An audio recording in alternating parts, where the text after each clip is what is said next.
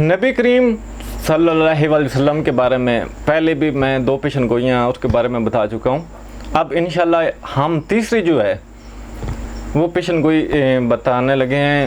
ہندو جو مقدس کتب ہیں ان سے ہندوؤں کا جن کے اوپر بہت زیادہ عقیدہ ہے. ویدوں کے بعد پیشن گوئیوں والی جو کتابیں ہیں وہ ان کی جو ہے کلکی پران اور بھگوت پران میں ہم دیکھیں گے کہ اس کے بارے میں جو ذاتی زندگی آپ صلی اللہ علیہ وسلم کی یا اس میں جو مصلحات جو آئیں اس کے بارے میں جو تذکرہ ہمیں ملتا ہے آئیے ہم آپ کے سامنے رکھتے ہیں. مسلمان بھی سننے والے ہیں, غیر مسلم بھی سننے والے ہیں, آپ اپنی کتابوں سے تحقیق کر بھی سکتے ہیں. نمبر 1, کلکی اوتار کے والد کی پیدائش سے پہلے آپ صلی اللہ علیہ وسلم سے پہلے وہ انتقال کر جائیں گے. یعنی کہ نبی کریم صلی اللہ علیہ وسلم کو پیدا ہونے سے پہلے آپ کے والد انتقال کر جائیں گے. یہ بات کلکی پران اور بھگوت پران میں ہے کہ کلکی اوتار کے جو والد ہیں, یعنی کہ جو کل اوتار ہونے والا ہے, جو آخری نبی آنے والا ہے, اس کے جو والد ہیں وہ اس کی پیدائش سے پہلے انتقال کر جائیں گے. اور والدہ جو ہے وہ پیدائش کے تھوڑے عرصہ بعد انتقال کر جائے گی. ہم جانتے ہیں کہ نبی کریم صلی اللہ علیہ وسلم کے والد جو تھے وہ 2 ماہ پہلے ہی فوت ہو گئے تھے, انتقال کر گئے تھے. اور تھوڑے عرصہ بعد نبی کریم صلی اللہ علیہ وسلم کے پیدا ہونے کے تھوڑے عرصہ بعد آپ کی والدہ محترمہ حضرت آمنہ رضی اللہ تعالیٰ عنہ انتقال کر گئی تھی. کلکی اوتار سالمل دیپ یعنی کہ جزیرہ عرب کی ملکہ سے شادی کرے گا. ہم جانتے ہیں کہ نبی کریم صلی اللہ علیہ وسلم نے جس سے شادی کی اس کا نام حضرت خدیجہ رضی اللہ تعالیٰ عنہ تھا, اور وہ اس قبیلے کی, اس شہر کی سب سے امیر خاتون تھیں, ملکہ تھیں. اور یہ شادی کے جو کام سر انجام دیں گے وہ آپ کلکی اوتار کے چچا اور 3 چچا زاد بھائی جو ہیں وہ ساتھ دیں گے. ہم جانتے ہیں کہ نبی صلی اللہ علیہ وسلم کے جو شادی جنہوں نے کی وہ ابو طالب اور ان کے جو بیٹے تھے یہ نبی کریم صلی اللہ علیہ وسلم کے وہ کزن تھے, چچا زاد بھائی تھے. اور ابو طالب جو تھے وہ نبی کریم صلی اللہ علیہ وسلم کے چچا تھے. آئیے اس کے بارے میں آگے جو مزید وضاحت ہے جو مسلمان بھی دیکھیں اور ہندو بھی دیکھیں کہ کلکی اوتار ایک گھار کی گفا میں, ایک پہاڑ کی گفا میں جائے گا. ہم جانتے ہیں کہ گفا جو اس کا مین ہے گھار, کلکی اوتار جو ہے وہ پہاڑ کی گفا میں جائے گا. ہم جانتے ہیں کہ نبی کریم صلی اللہ علیہ وسلم غار حرا میں گئے. اور پرشورام یعنی کہ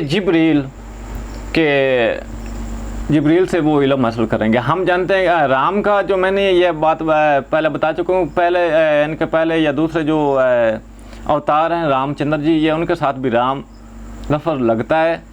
اس کے بارے میں یہ خدا کے لیے بولا جاتا ہے اور انبیاء کے لیے, نبیوں کے لیے, اوتار کے لیے بھی بولا جاتا ہے پرشورام یعنی کہ جبریل وحی دینے والا, پیغام پہنچانے والا. پرشورام سے وہ علم حاصل کریں گے. ہم جانتے ہیں کہ غار حرا میں جبریل علیہ السلام آئے تھے اور انہوں نے کہا تھا پڑھ اپنے پروردگار کے نام سے. یہ بات ان کی کلکی پران اور بھگوت پران میں موجود ہے. اس کے بعد جو 5ویں آیت ہے وہ ہے کلکی اوتار اپنے دین کی دعوت اپنے شہر شنیل گرام یعنی مکہ میں شروع کریں گے. اور جو سالمل دیپ یعنی کہ جزیرہ عرب میں ہے, اس شہر کے لوگ کلکی اوتار کو تکلیف پہنچائیں گے. ہم جانتے ہیں کہ نبی کریم صلی اللہ علیہ وسلم نے بہت زیادہ تکلیفیں اٹھائیں, ان کو بہت زیادہ تکلیف پہنچائے گی. غیر مسلموں کو, کافروں کی طرف سے, جو مشرک تھے ان کی طرف سے نبی صلی اللہ علیہ وسلم نے جب بھی دعوت توحید ان کو دی, انہوں نے وہ دشمن ہو گئے تھے.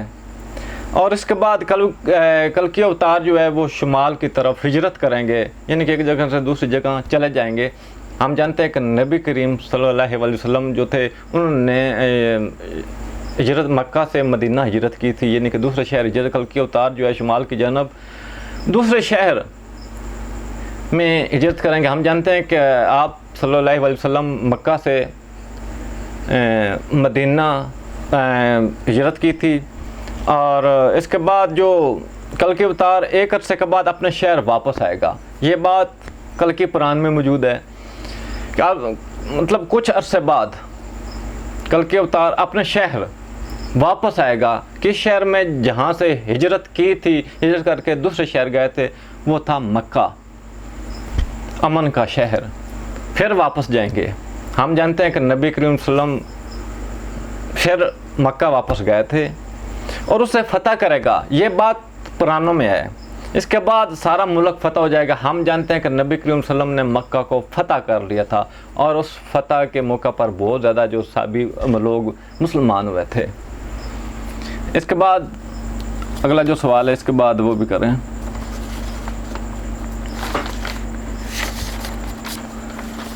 اس کے بعد ہم یہ بات جو ہے آگے مزید چلانا